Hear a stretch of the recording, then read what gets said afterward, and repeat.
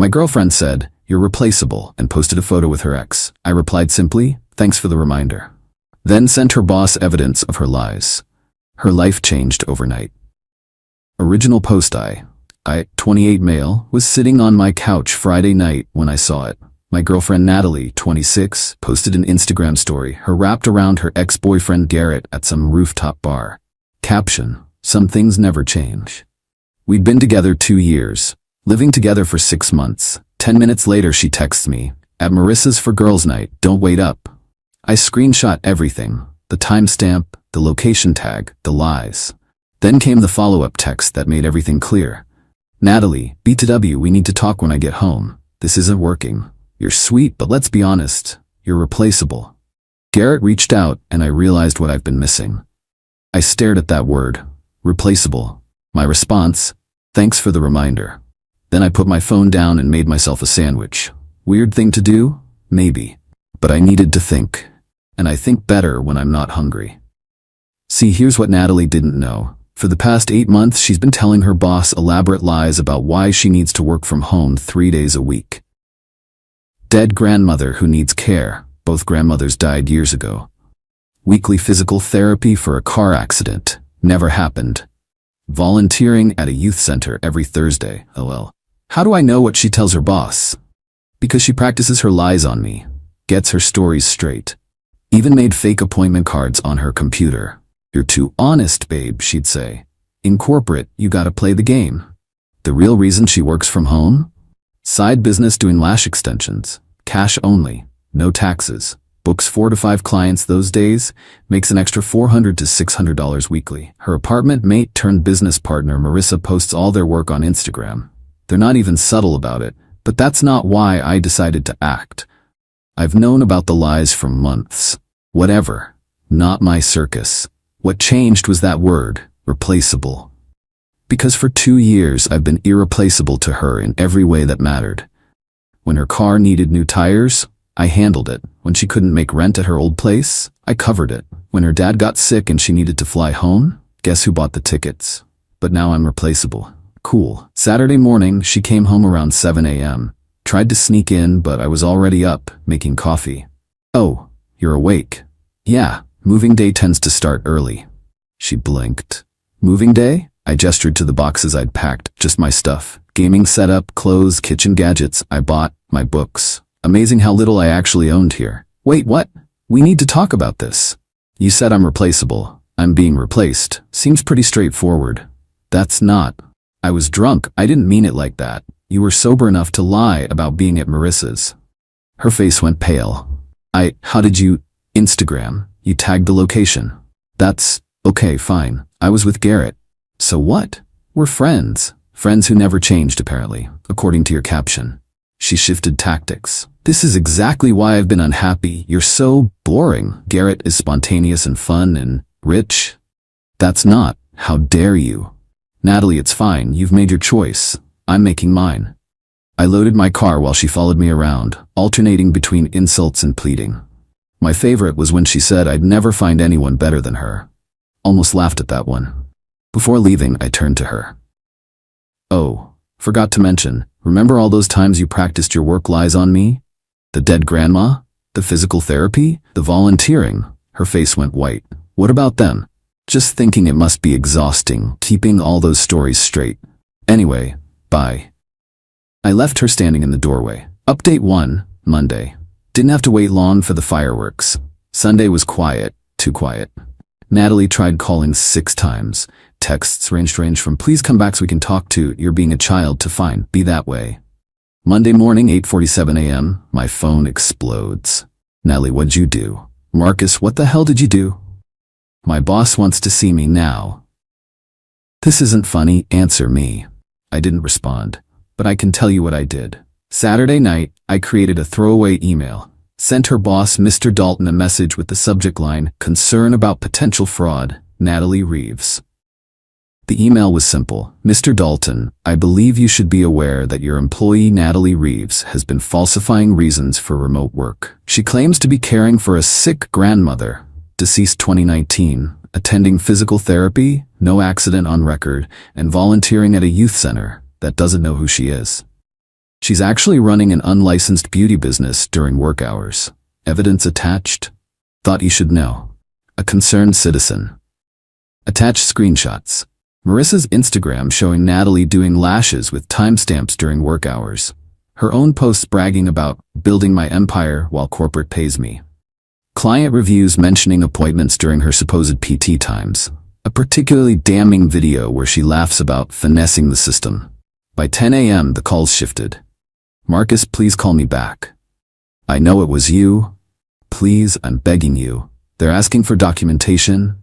I could lose my job. Then came Marissa, texting from Natalie's phone. Hey, this is Marissa. What Nat did was messed up, but this is too far. She's having a panic attack. Call her back. My response, new phone, who dis? Around 2 p.m. Garrett started texting. Bro, what kind of man does this? She's crying hysterically. Over some words? Grow up, you're pathetic. Interesting how quickly, spontaneous and fun Garrett got involved. Wonder if he knows he's about to be financially responsible for someone who might be unemployed soon. 4:30 p.m., Natalie's mom Linda called. I actually like Linda, so I answered. Marcus, honey, what's going on? Natalie is beside herself. Hi Linda, Natalie decided I was replaceable and rekindled things with Garrett. I moved out. I know, sweetie, she told me. That was wrong of her. But did you really need to involve her work? I didn't involve anyone. Someone sent an anonymous tip about her lying to her employer. Could have been anyone who follows Marissa's Instagram. Silence. Then, Marcus, she could lose everything. That's typically what happens when you commit fraud, Linda. Fraud? That's a bit dramatic. Is it? She's been collecting a full-time salary while running a business during hours she's supposed to be working. She lied about dead relatives and medical conditions. What would you call it? More silence. Linda, I gotta go. Tell Natalie that Garrett seems really eager to help. I'm sure he'll take care of her. Update 2, Wednesday. Yesterday was termination day. Natalie got fired Tuesday afternoon. Found out through Instagram of all places. She went live, mascara running, ranting about snakes and karma and how corporate America destroys women entrepreneurs. The best part? Comments were brutal. Girl, you lied about your grandma being alive. Entrepreneurship is when you pay taxes, bestie. Not karma, just consequences. She called me multiple times Tuesday night. 47. I blocked her after the 12th voicemail. But not before transcribing my favorite one. You ruined my life. Over what? Some drunk words? I was with Garrett one time and you destroy my career? I have bills, I have rent. What am I supposed to do now? You're evil. Evil. Call me back. Wednesday morning brought new players to the game. Her roommate Qley texted, Hey Marcus, this is awkward but Natalie can't make rent now and I'm not covering her. Can you talk to her? She's spiraling. Me, that sounds like a Garrett problem now. He blocked her. I actually laughed. Mr. Spontaneous and fun lasted less than 72 hours once reality hit. Then came the flying monkeys. Her friend group started their campaign. What happened to you?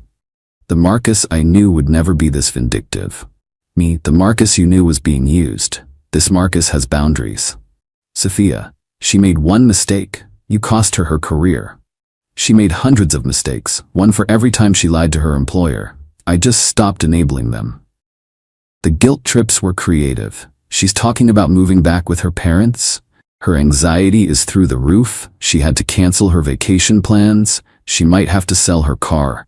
That last one was interesting. The car I co-signed for because her credit was trash?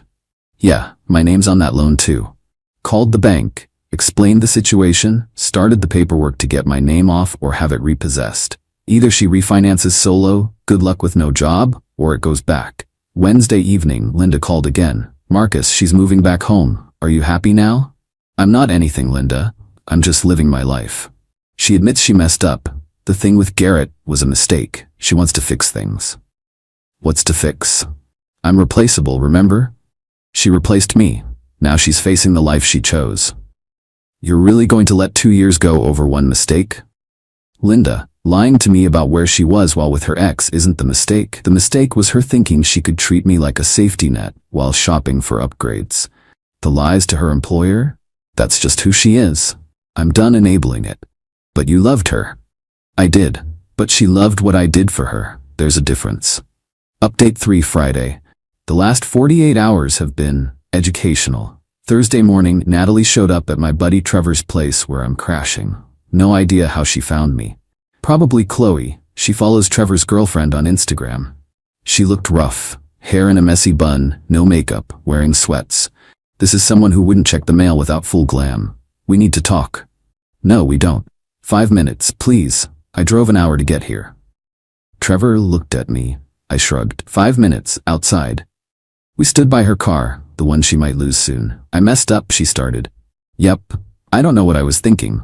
Garrett and I have history, and when he reached out, I got confused, but it meant nothing. Seemed pretty meaningful when you called me replaceable. I was drunk and stupid. You know I say things I don't mean. Actually, I think drunk you says exactly what you mean. Sober you just hides it better.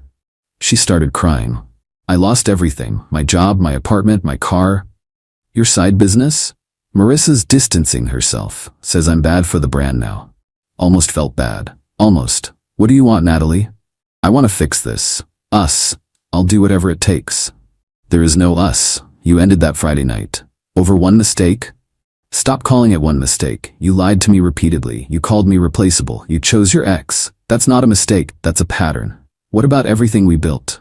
What did we build? I paid. You spent. I supported. You lied. I loved. You shopped for upgrades. What exactly was my return on investment? She went quiet. Then, so that's it?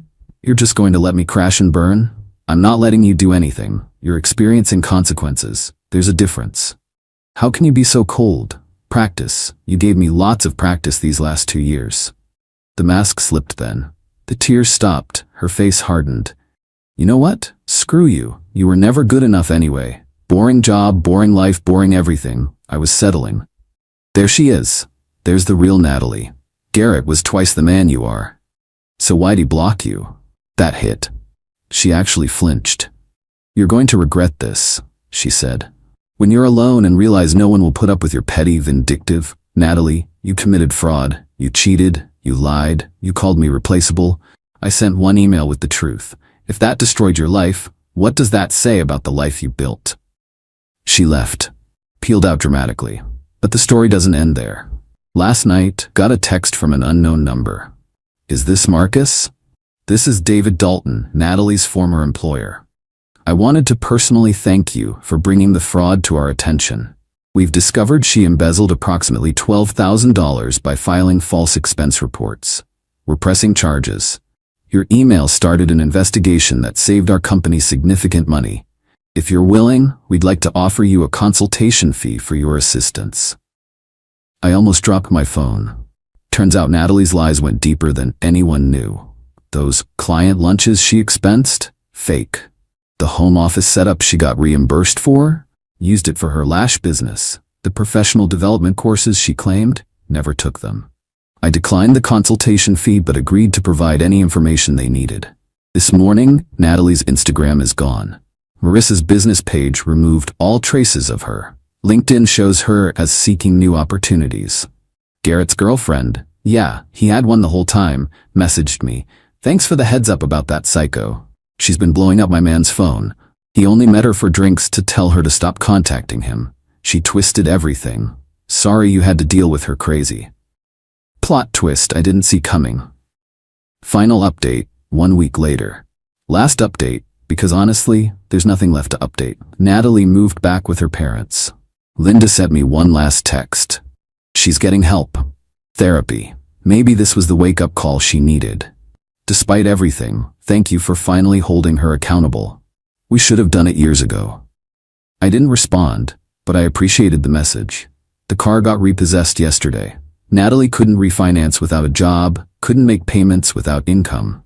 She posted about it on her new Instagram, starting fresh. Sometimes you have to lose everything to find yourself.